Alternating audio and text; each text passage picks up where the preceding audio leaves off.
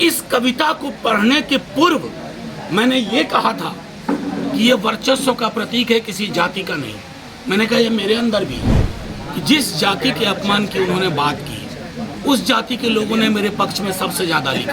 आरक्षण बिल के समय ठाकुर का अथवा ओम प्रकाश वाल्मीकि दलित विमर्श कविता आपने पढ़ी थी, आपने डिस्क्लेमर भी दिया था। इन तमाम उसके बाद जो बवाल देखने को मिला बिहार की और देश की राजनीति में, कहीं न कहीं कहा जाता था कि एक जाति पार्टिकुलर जाति को लेकर टारगेट, और बाद में जाति पार्टी का जो माहौल बना आपने देखा है, तो क्या इसका असर ठाकुर के कोई कविता का असर शिवर में दिखेगा? नहीं, मेरा सीधे मानना है कि जिस जाति के अपमान की उन्होंने बात की, उस जाति के लोगों ने मेरे पक्ष में सबसे ज्यादा लिखा।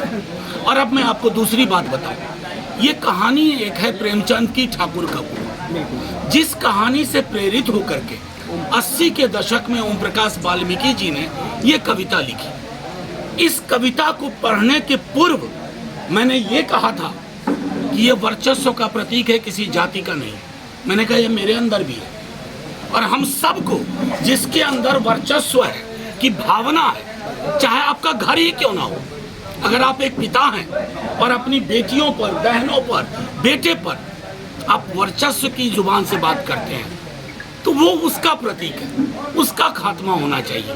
इसलिए मैं ये कहूँ कि जिस समाज को उन्होंने के बिहाफ पे बोलना शुरू किया, सबसे ज्यादा फेसबुक, ट्विटर पे उसी समाज के लोगों ने भी लिखा।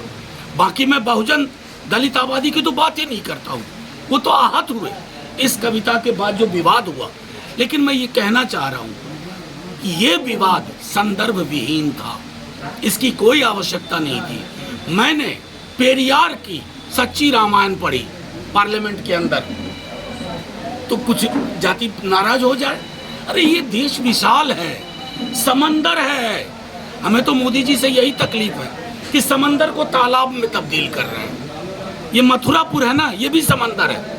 इसको जो कोई तालाब बनाएंगे ना, तालाब में पानी ठहर जाता है, समंदर में पानी बहता रहता है। सर, आपके आने के छपरा में चुनाव के दौरान हिंसक झड़प हुआ है, क्या कहना चाह रहे हैं? देखिए, छपरा की घटना बहुत दुर्भाग्यपूर्ण है। अगर आप छपरा की इस घटना से पूर्व अगर देखें, शाम में हमारी प्रत्याशी रोहिणी जी के लिए कितने गाली गलौज, अब वो विजुअल सुन नहीं पाइएगा, वो ऑडियो सुन नहीं पाइएगा, इतनी गंदी गंदी गालियां।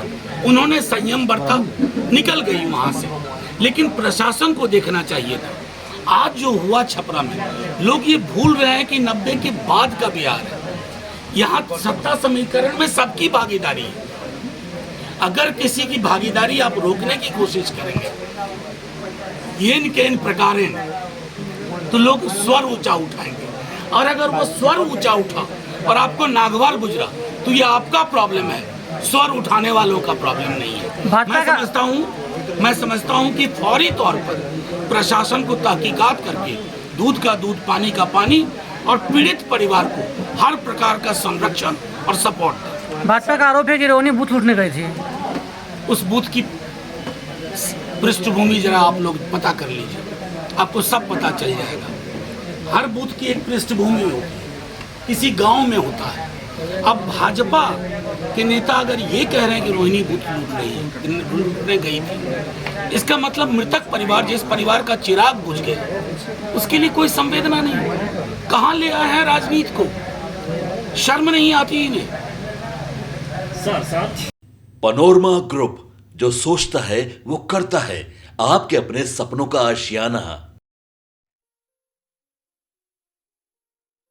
ये लो, मुंह मीठा करो। आज मैंने अपना जॉब छोड़ दिया, अब हम पूर्णिया वापस जाएंगे। जॉब छोड़ दिया है? मतलब ये घर कैसे चलेगा? हम करेंगे क्या? और माँ बाबूजी क्या बोलेंगे? इसलिए मैं एक और मिठाई का डब्बा लाया। अपने बिजनेस के लिए लोन अप्रूव हो गया।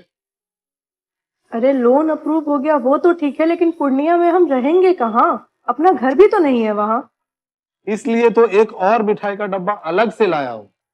हमने पूर्णिया में घर ले लिया है, पूर्णिया के ई होम्स पैनोरमा में। पूर्णिया में पैनोरमा ग्रुप लेकर आए हैं ई होम्स पैनोरमा।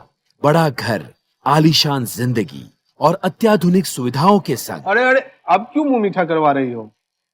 क्योंकि हम घर वापसी जो कर रहे हैं।